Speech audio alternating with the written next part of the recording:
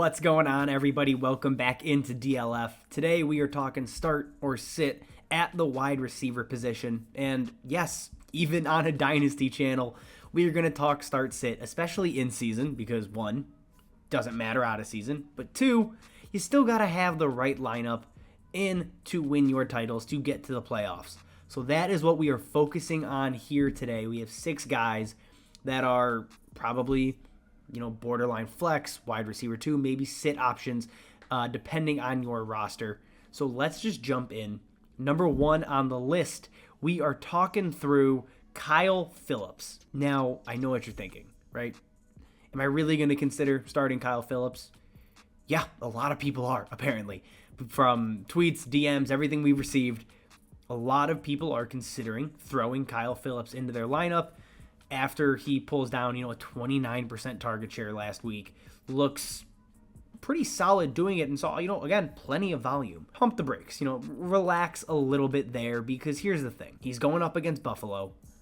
He only ran 51% of routes last week, right? A 51% route participation. And don't get me wrong, that's probably going to go up, as is his 38% snap share. But still, you got to see more before I'm going to trust him in my lineup, right? At best, he feels like a wide receiver 4. Realistically, in my rankings, he's coming in as a wide receiver 5 right now. There's just not enough there yet to say, yeah, he's a wide receiver 3. He's a flex. Toss him into your lineup, especially in a tough matchup, right? He's going to see Taron Johnson out of the slot, and while Taron Johnson is not, he's not Jalen Ramsey in the slot, or what Jalen Ramsey used to be, he's still solid. And we don't know if Kyle Phillips is, a every down player for them. If he's not, you really don't want to trust those guys, at least if you don't have to. So Kyle Phillips is coming in as a sit this week.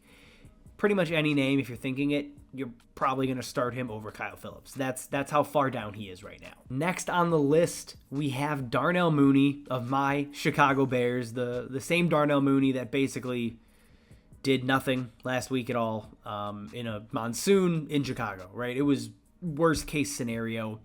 No pass catchers really did anything in that game because, like I said, the weather was terrible.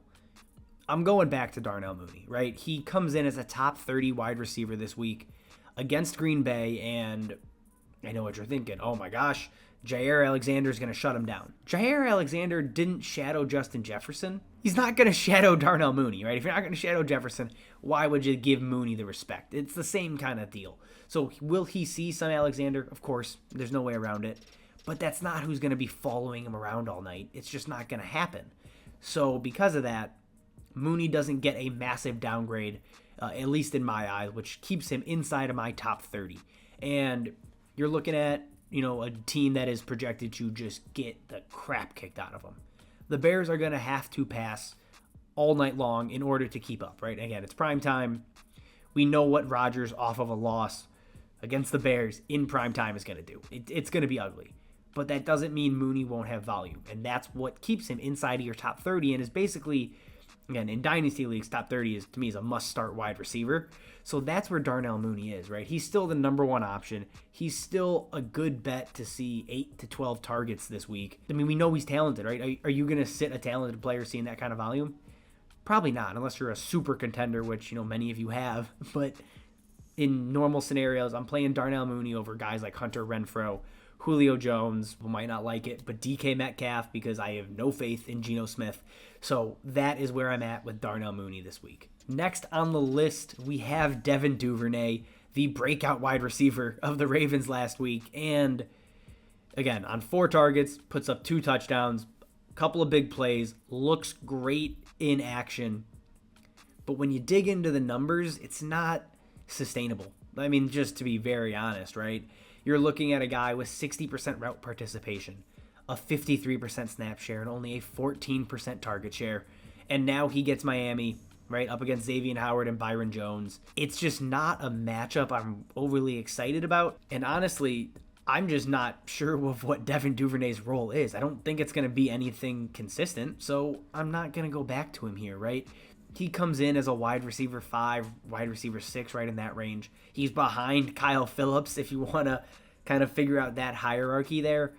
he shouldn't come near your lineups, right? Now, if the role expands this week and he's up to, 80% route participation, he's playing 80 to 90% of snaps, then yeah, he's a lot more interesting. And maybe with a different game script, that could happen. But I'm not banking on it yet. I'm not trusting Devin Duvernay to repeat week 1 right now. Jumping over to our next guy here. It is a rookie. It is Drake London of the Atlanta Falcons. And right now he pulls, obviously, the Rams in what looks to be a game where they're going to be pissed off and angry. But they get the Rams. Drake London coming off of week 1, honestly, without a training camp, looked great. Right? Again, 5 catches, 72 yards. That's what you want to see, right? It's not a spectacular debut, but it's solid. It is a solid debut. And underneath those numbers, right, you're looking at a 22% target share, his first ever game, while playing limited snaps, running limited routes, because again, he missed all of training camp, and he still comes out and is basically the 1A, 1B with Kyle Pitts. So I'm more than okay going back to Drake London here as a flex play. Right, again, he's behind Darnell Mooney, for hierarchy's sake there. He's behind Darnell Mooney, but he's still a top 36 wide receiver. And again, if you're playing in a 10, 12-team Dynasty league, preferably with, big benches, large starting rosters, how are you going to sit a top 36 wide receiver? Right, Drake London, for me, I'll take him over Brandon Ayuk, over Adam Thielen, over Curtis Samuel, who obviously had a great week 1 as well. Drake London's dynamic. He's big. He's going to run more routes. He's going to play more snaps this week. He's a guy that could easily go for 100+ this week because I don't think he pulls Jalen Ramsey. I don't think he's going to operate in the slot too much. That's going to be Kyle Pitts. Drake London's going to have a chance to beat up on what's a pretty average Rams secondary, especially with a depleted pass rush that's not, forcing quarterbacks to get the ball out quickly. So I think Drake London has a chance here to really finish as a top 30 wide receiver, but again, being that he's a rookie, we need to see the role actually expand. He lands just outside of that for week 2. Next up, we have a second-year wide receiver who honestly didn't perform up to my expectations. It is Elijah Moore. The Jets threw 59 times. 59 last week. Elijah Moore only finishes with about a 12% target share and, just under 10 fantasy points. And it was just all around underwhelming, especially for the volume that was out there. Am I off of Elijah Moore now? No, absolutely not. I know he's good. We know he is good. The Jets know Elijah Moore is a really good wide receiver. And in a game that's going to be a little bit more competitive, you're going to get less drop coverage. You're going to get fewer checkdowns, hopefully, from Joe Flacco. That should translate to Corey Davis, Garrett Wilson, Elijah Moore seeing a rise in target share, right? Does it mean overall raw volume goes up? No, it's not a guarantee. But I think target share does start to return back to the wide receivers, a shift from week 1. And because of that, again, against the Browns, I really like Elijah Moore as another, top 30-ish, top 36 wide receiver this week. Now, I'll play him over Drake London. I will play him over Hunter Renfrow. If he doesn't get that touchdown called back last week, you're looking at an entirely different day, right? At least from a fantasy perspective. Now, does one play make or break an outing? No, of course not. Not from a holistic standpoint. But he caught a touchdown. It gets called back.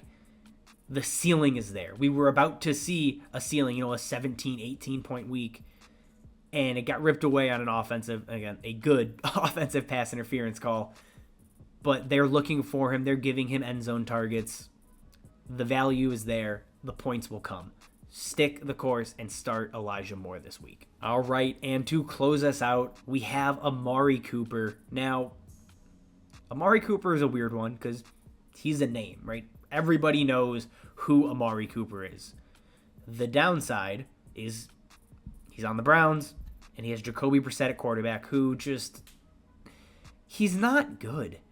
Jacoby Brissett is not a good quarterback, and I don't have any faith in him to sustain success for any wide receiver, right? Last week, a 20% target share, which is basically Amari Cooper's career average, right? Like, he is a 20% to 21% target share kind of guy. That's just what it is.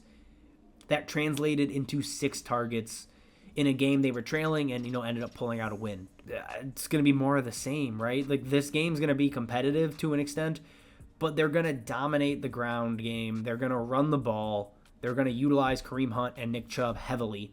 And Amari Cooper is just going to kind of be there in a low upside, low volume, low big pass play offense.